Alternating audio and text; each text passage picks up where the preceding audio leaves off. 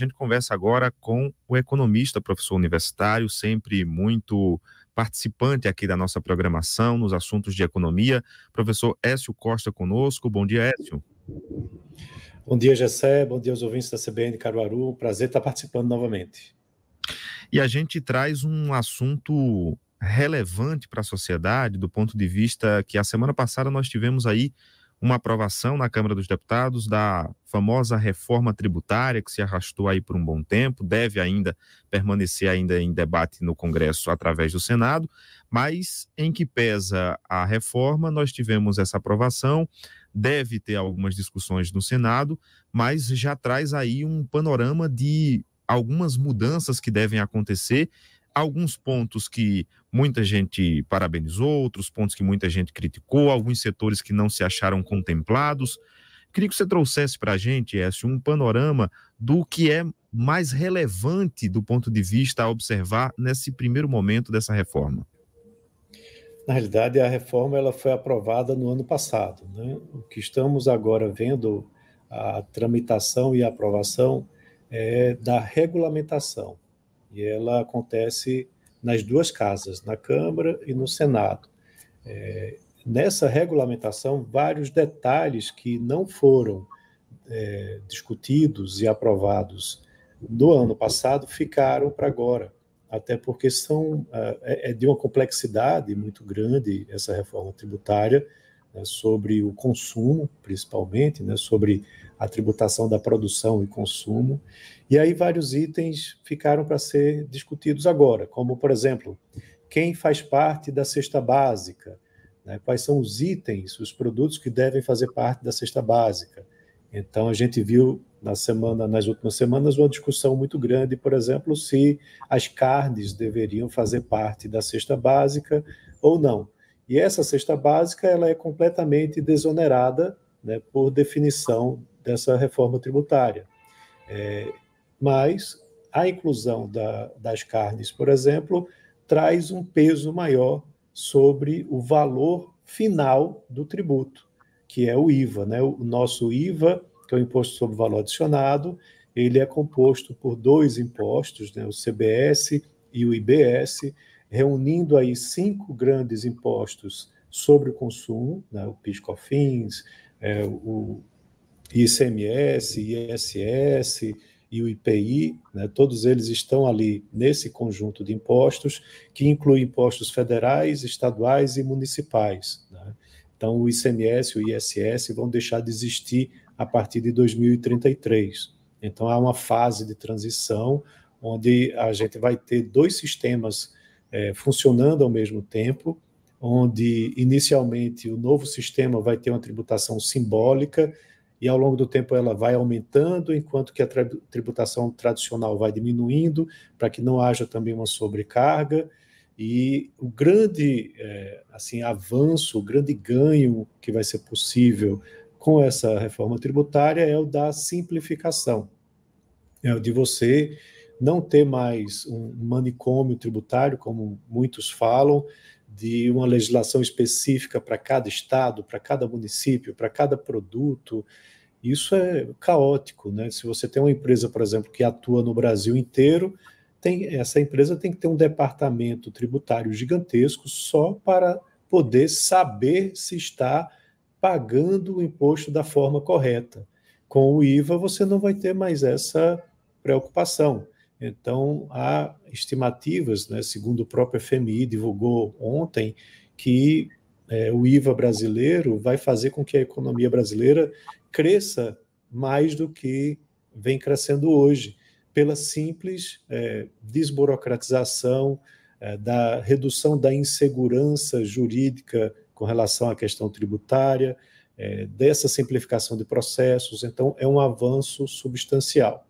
Só que aí tem uma questão, né? Você vai manter um imposto único para todos os setores, na teoria, como funciona na maior parte dos países. Só que a gente viu no ano passado, e também agora nesse período recente, um lobby muito forte de vários setores que se dizem prejudicados, né, com a reforma tributária.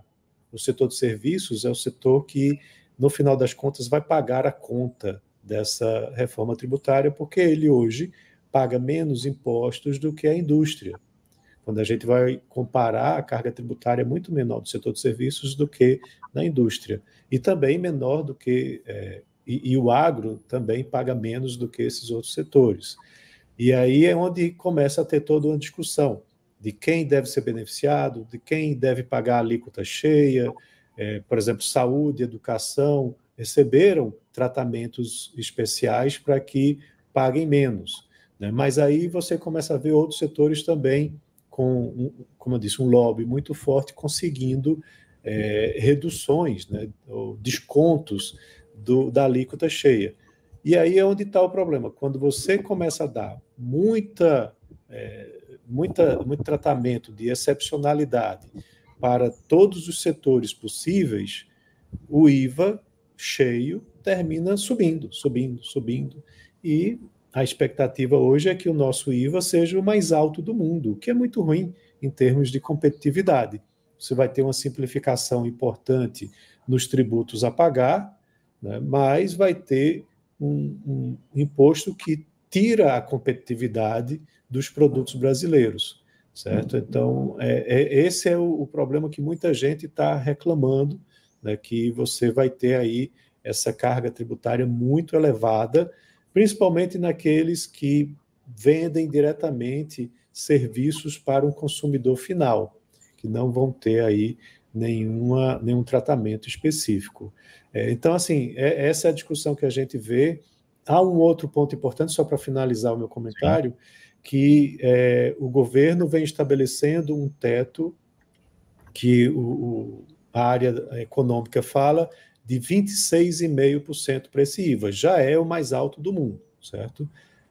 Mas, além disso, há alguns gatilhos para, caso esse imposto, a carga passe desses 26,5%, você faça tratamentos para que não suba tanto assim. Mas aí não tem ainda algo muito 100% definido como vai funcionar isso. Se fala muito no imposto seletivo, que é sobre cigarros, sobre veículos a combustão, sobre álcool, mas aí vai sobrecarregar esses setores também. Como é que vai ficar isso? Então, assim, tem muita discussão ainda pela frente e a discussão não terminou, agora está no Senado, né, onde já há conversas para que se retire o regime de urgência para poder ter mais discussão. Pois é, Écio, antes de trazer, né, para o micro, trazer mais para a realidade do consumidor final, como você bem trouxe aí em alguns pontos, eu queria trazer um pouco mais a questão da reclamação de alguns pontos, que é exatamente a indústria automotiva, né, que não se sentiu contemplada, que, né, reclamou bastante sobre alguns pontos. A gente está no momento, inclusive, de crescimento da indústria no sentido, né, da chegada de veículos elétricos, de novas modalidades nessa área automotiva, e a gente sabe que isso impacta diretamente quando se pensa em um país que está modificando aí a sua maneira de agir nesses pontos tributários. Como é que se observa essas questões, apesar que nós ainda teremos essas discussões, como você bem disse, no Senado, mas como é que está se observando essa questão do mercado do ponto de vista desse impacto mundial? Porque nós temos aí, né, essa reforma acontecendo ao mesmo tempo em que as pessoas estão querendo investir no país e fica meio que observando como é que o país vai tratar essas questões. Pois é, esse é um ponto realmente que vem se discutindo muito. Ao se criar a reforma tributária para poder gerar um consenso, por exemplo, a Zona Franca de Manaus foi mantida, né, o que é também um contrassenso, né, porque você vai terminar beneficiando uma região específica, porém esse ano também a gente conseguiu aqui no Nordeste uma exceção para o nosso setor automotivo, né, basicamente para a Stellantis e para a antiga Ford, que agora vai ser BYD lá na Bahia, vão ter também um tratamento diferenciado. Então, veja, isso tudo vão gerando aí exceções, como a gente estava mencionando. Esse imposto seletivo, ele, a princípio, a ideia é que apliquem sobre os veículos a combustão, então os veículos elétricos ficariam privilegiados, Mas aí a gente tem uma questão de que nossos veículos eles são híbridos, né? Eles levam etanol, e o etanol é, inclusive, quando a gente vai olhar ambientalmente, mais correto, né? Melhor para o nosso país até do que o veículo elétrico, porque o veículo elétrico precisa se gerar energia em algum lugar, né? Aqui no Brasil a gente até tem fontes alternativas, como a energia solar, a energia hídrica, a energia eólica, mas lá na Europa, por exemplo, é tudo, você tem uma usina a gás, né, ou a diesel gerando energia elétrica para o veículo elétrico. Então, assim, é muita discussão. A gente tem que ver direito como que isso vai ser tratado a nível de Senado, como que esse imposto seletivo vai funcionar para continuar havendo uma atratividade para que indústrias automobilísticas possam se implantar aqui e que privilegiem, né, essa questão do etanol, né, do veículo híbrido. Só que o veículo híbrido ele roda tanto com etanol como gasolina. Então, como que se equaciona isso, né?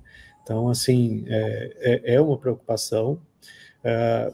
Um ponto importante é que essa reforma não é a melhor das reformas, pelo contrário, ela começou bem, só que com muitas exceções, ela vem ficando cada vez mais preocupante, tá?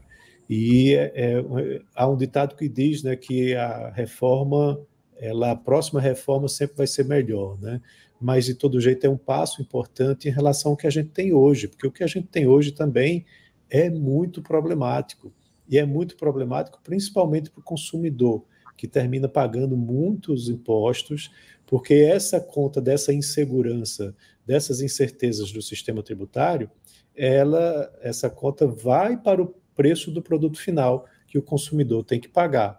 Então, tem esse ganho importante, né, também por trás dessa reforma. Écio, trazendo um pouquinho mais para a realidade do consumidor, né, de baixa renda, houve algumas informações, inclusive, sobre o que seria de benefício, e aí entra um dos pontos que mais foi falado nessa reforma, que é o cashback. A expectativa aí desse retorno, a gente sabe que o cashback é utilizado por algumas empresas já, né, para fidelizar o cliente, mas como é que na prática isso vai funcionar, né, para que o consumidor final ele fique atento também a essas questões e, para quem tem o direito, evidentemente, ter esse benefício? Então, o cashback ele é um retorno de impostos, né? Como a gente tem, como você mencionou, em programas de fidelização, né, de cartões de crédito, de determinadas empresas, ou de portais de comércio, você compra e recebe um valor de volta.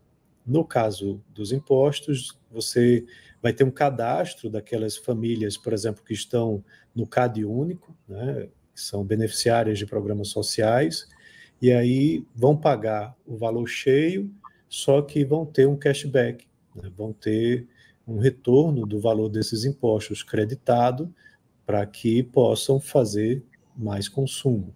Então, isso é importante, né, porque você, no sistema tributário atual, você penaliza muito a camada mais pobre da população. É um sistema muito regressivo, como a gente diz.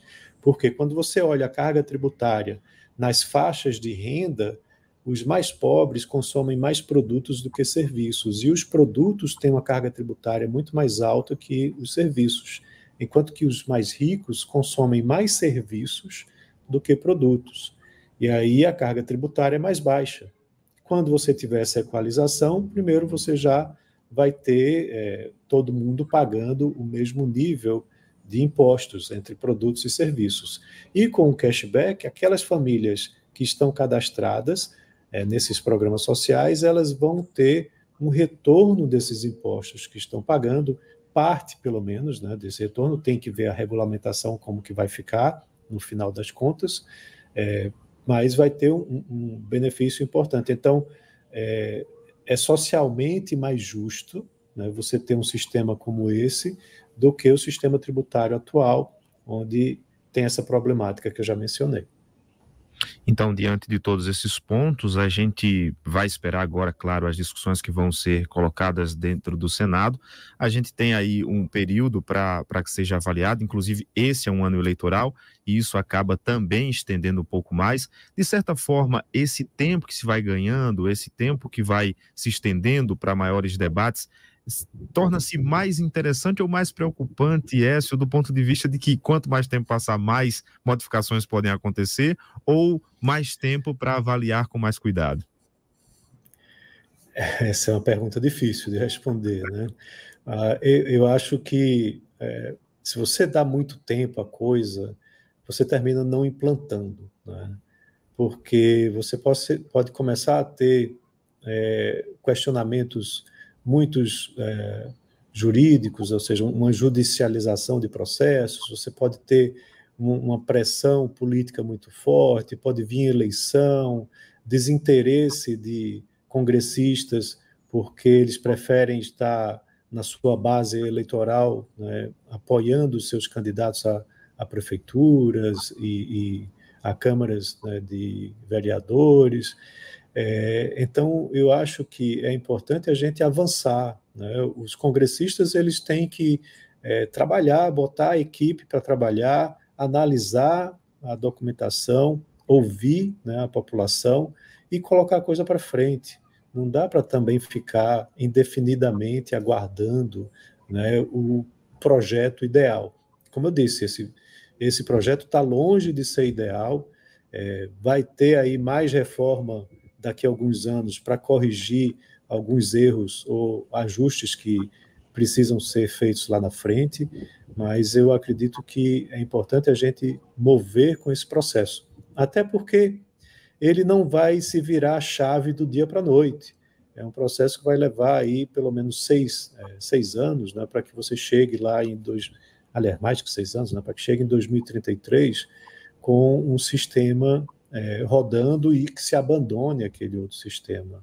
Então, ainda tem muito ajuste pela frente, mas esses ajustes podem ser feitos ao longo do caminho. O importante é que a gente realmente tenha uma definição. Porque imagina, você fica aí, o ano de 2023 de indefinição, agora o ano de 2024 de indefinição. E os investimentos, né? E as empresas que querem investir em um lugar, em um negócio, como que elas vão tomar suas decisões se elas não sabem que caminho a economia e a regulação da economia dos impostos sobre o consumo, que caminho isso vai ser tomado.